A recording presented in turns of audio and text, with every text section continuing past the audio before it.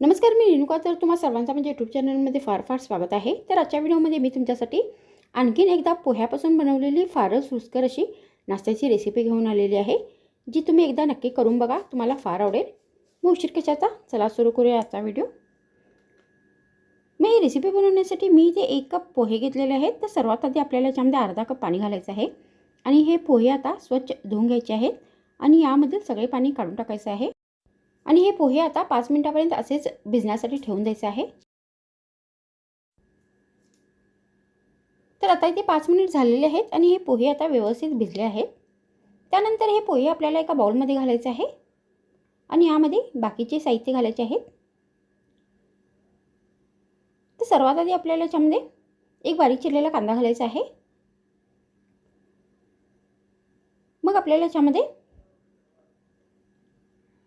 अर्धा कप बारीक चिरलेली कोथिंबीर घालायची आहे.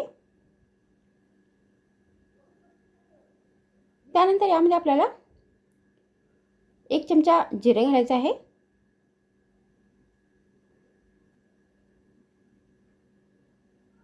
मग आपल्याला याच्यामध्ये 1 चमचा गरम मसाला पावडर घालायचा आहे. त्यानंतर याच्यामध्ये चवीनुसार लाल मिरचीची पावडर घालायची आहे.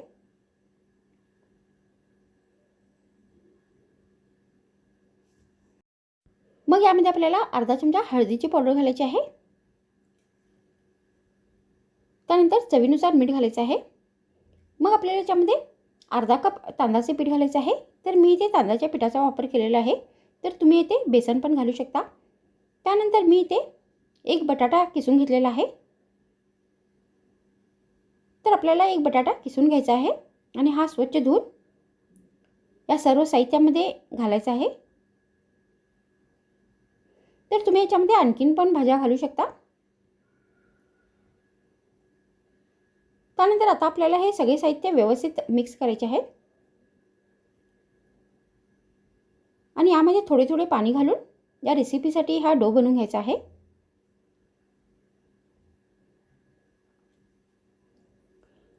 आणि हे पीठ आता व्यवस्थित आपल्याला मळून घ्यायचं आहे.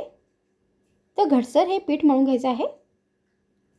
त्यानंतर आपल्याला हा थोडासा डो हातात घ्यायचा आहे आणि अशा प्रकारे ह्या मुठ्या बनवून घ्यायच्या आहेत. तर तुम्ही ही रेसिपी दुसऱ्या कोणत्याही डिझाईनमध्ये बनवू शकता. तर अशा प्रकारे ह्या सगळ्या मुठ्या आपल्याला बनवून घ्यायच्या आहेत आणि त्यानंतर आता फ्राय करायचं आहे. तर त्याच्यासाठी मी गॅसवर तेल ठेवले आहे. तर तेल गरम झाल्यानंतर आपल्याला या मुठ्या या तेलात घालायच्या आहेत आणि दोन्ही बाजूनी आता व्यवस्थित कुरकुरी आणि ब्राऊन होईपर्यंत तळून घ्यायचं आहे. तर अशा पद्धतीने तुम्ही ही रेसिपी बनवून गरमागरम हिरव्या चटणीबरोबर, नाही तर सॉसबरोबर, नाही तर फक्त चहा या कॉफीबरोबर नाश्त्यामध्ये सर्व करू शकता. तर मग आजच्या व्हिडिओमध्ये इतकेच. पुन्हा भेटूया आणखीन एक नवीन व्हिडिओमध्ये. तर मग थँक्स फ्रेंड्स वॉचिंग माय व्हिडिओ.